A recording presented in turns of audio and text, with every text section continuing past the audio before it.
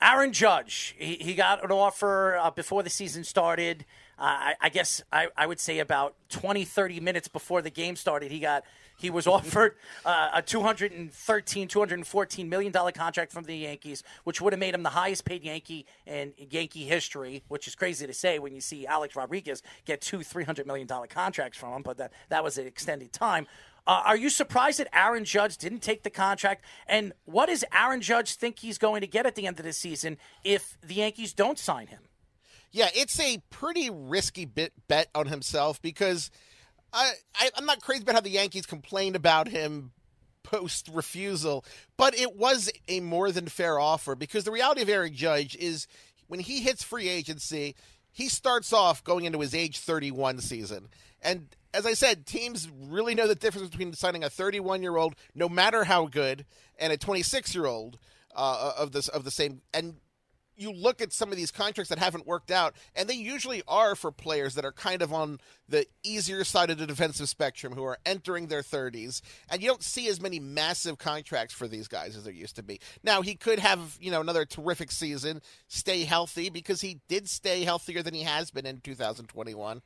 But, a couple of injuries, he doesn't meet 2021, and I don't think he even gets $200 million in that case. But so it's he's betting on himself. So data metrics that have been for hitters mostly that have helped other guys hit home runs, shortstops, young second baseman now in today's game. Can you see that kind of thing affecting it where they don't have as much position emphasis? I'm not going to say like positionless like some people say the NBA could be, but where they more rely on hitting, just pure hitting data rather than just where you're going to play and fit a role. Well, there are still positions in baseball that do require better defensive abilities, that do have a larger variance between a good player and a bad player. I love Aaron Judge in the outfield. I think he's actually underrated defensively. You can actually stick him in center field temporarily. I don't know if he's a long-term solution there, but he can fake it and not look terrible out there. Like, I think of Todd Hundley in the outfield with the Mets. Yeah. But if you put Judge at shortstop, there would be a massive run difference between that. So you're going to see shortstops and second basemen and catchers that all hit, and that power we emphasize, and there's going to be fewer jobs for players who don't contribute anything with the bat. But I think you'll still see a delineation of positions. You look at the American League East, and obviously we mentioned the Yankees, but we know the Rays are going to be up there. No matter who's on their team, who they lose in the offseason, this team always competes because of their pitching staff, their bullpen. They've always been good. They've learned over the years how to really keep these pitchers healthy. And even with the Red Sox, now the Red Sox didn't play well in the first couple of games against the Yankees, but they've played a little bit better. It's still early. Is there a team besides the Rays and obviously the Yankees that really stand out that could obviously win this division? Really, you could make a strong case for any of the four non-Orioles teams.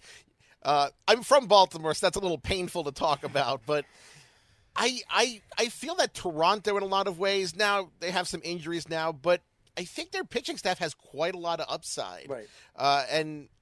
And they're not all related to former major leaguers like most of their lineup is. But I love the Kevin Gausman signing. I think Kikuchi has some interesting upside. His command is uneven, but people forget and probably didn't watch him in Seattle, but he can hit 95, 96. He's actually one of the hardest throwing lefties in a rotation this year, which is kind of weird considering where he was a few years ago. I like the Blue Jays, and that's even growing up as a baseball fan in the 80s when Orioles fans and Blue Jays fans did not get along. I'm still bitter that Cito Gaston of the Blue Jays did not use Mike Mussina in the All-Star game that was at Camden Yards. I still hold a grudge against that for that, and that's 30 years later. I was a teenager at the time.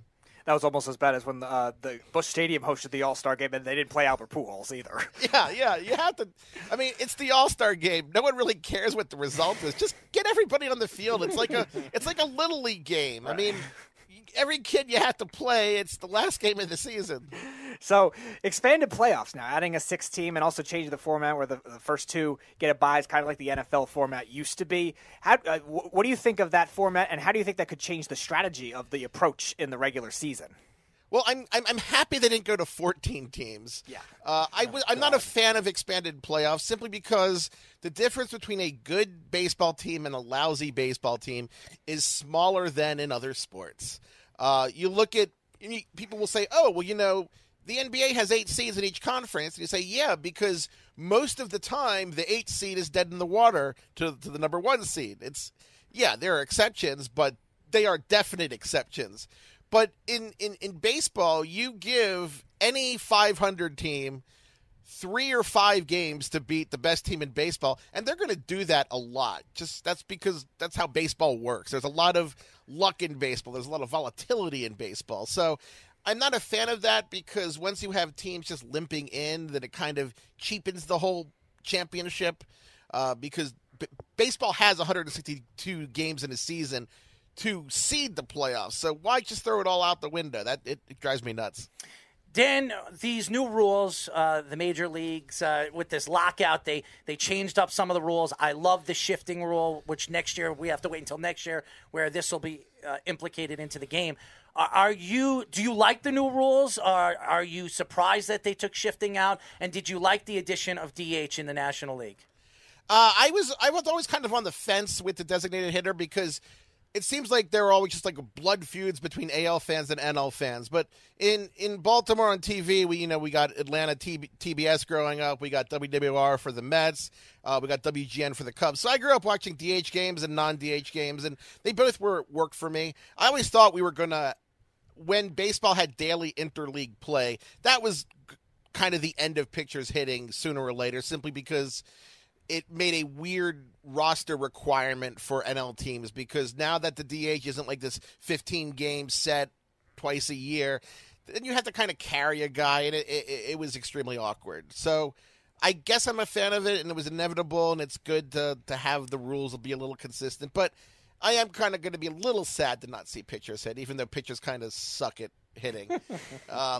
The shift rule, I've kind of come around on that over the years. I was always like, well, they shouldn't be punished for being more efficient at playing defense. But on some level, baseball is an entertainment product, and I don't think it's good for baseball when you don't have a lot of actual hits in play, when the fielding is irrelevant, when you have guys hit screaming liners into the outfield that used to be a single. Is like, no, the second baseman is out there halfway to right field. So I'm kind of for it now, and some people are mad at me for that, but baseball does have to change, and if you can make the game more exciting without changing the fundamental concepts, you don't necessarily have to stick to the exact same rules that they set in 1870. It's not like these were handed down on stone tablets. I mean, the mounds have changed, the distances have changed. I mean, at the start, you could call a high pitch or a low pitch. I mean, they didn't stick to that because it was stupid.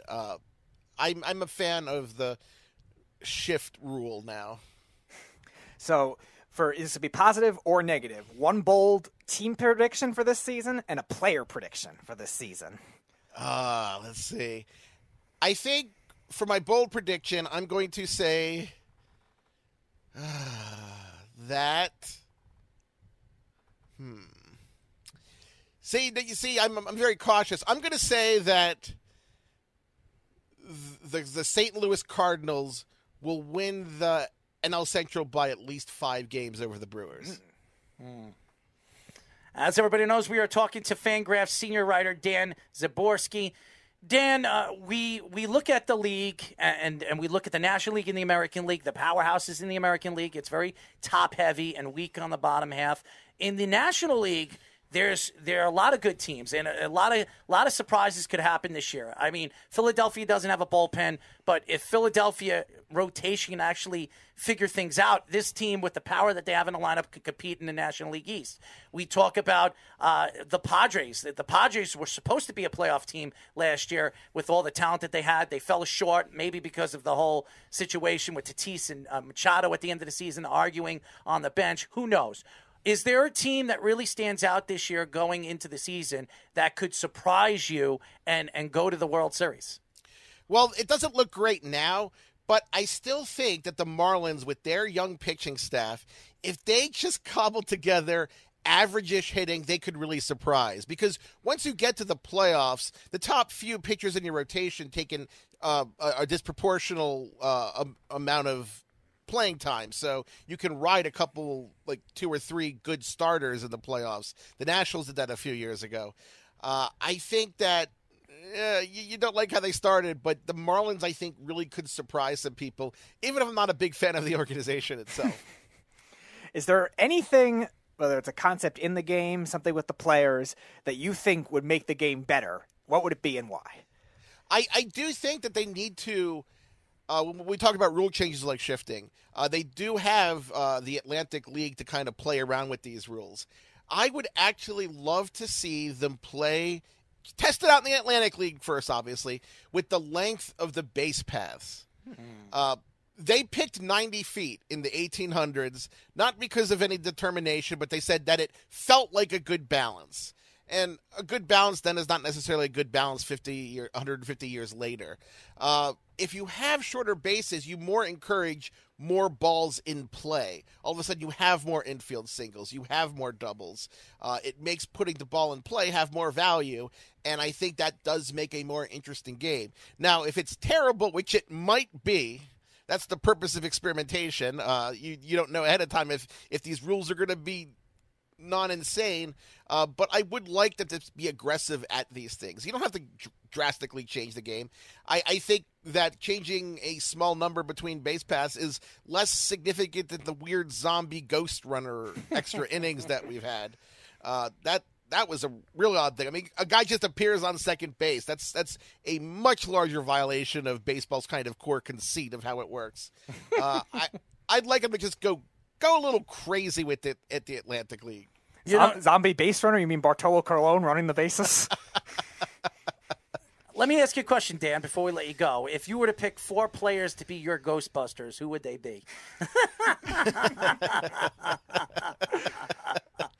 Okay, I'd pick Max Scherzer first because he would frighten the hell out of the ghost. Especially with his 2 different color eyes. Yeah. He'd stare them down. I would pick Albert Pujols because if we have to run away from ghosts, I might be able to run faster than him at this point. I'd pick Mike Trout because you need a kind of a guy to be your billboard advertisement guy, and I think Bryce Harper. He seems like he'd be fun on a Ghostbusters team. Carl says Kyle Schwarber. He hits missiles. As everybody knows, we are talking to Fangraphs senior writer Dan Szymborski. Dan, tell the fans how they can find you on social media. Well, you can find me on social media at Szymborski on Twitter. I have to spell that DSZYMBO or SKI. Everyone gets that wrong. Twitter can fix it for you. You can find me at Fangraphs. You can still find me occasionally at ESPN, not as much as when I was writing there full time. And actually, for the next 2 weeks, I'm on vacation, but you can find me after that. Where are you going on vacation? Oh, I'm just not doing anything. That's my vacation. Staycation. That would be the smart thing. Yes. Yeah, it's the 10 hours of sleep a day vacation. Well, that's good. And obviously, with everything coming up and the baseball season long and progressive, well, you're going to have to give yourself a lot of sleep before you got to get back to work. Yeah, and let's see, and I have to kind of train for the mid-season drinking because I've only been to 1 game this year. My sneaking of alcohol into a press box game isn't as tight as it usually is. I'll do some training while I'm out. Dan, thank you for joining us, and we'd love to get you back on again. My producer, Speedy, will be reaching out to you soon, my friend. Thanks for having me on, guys. Anytime.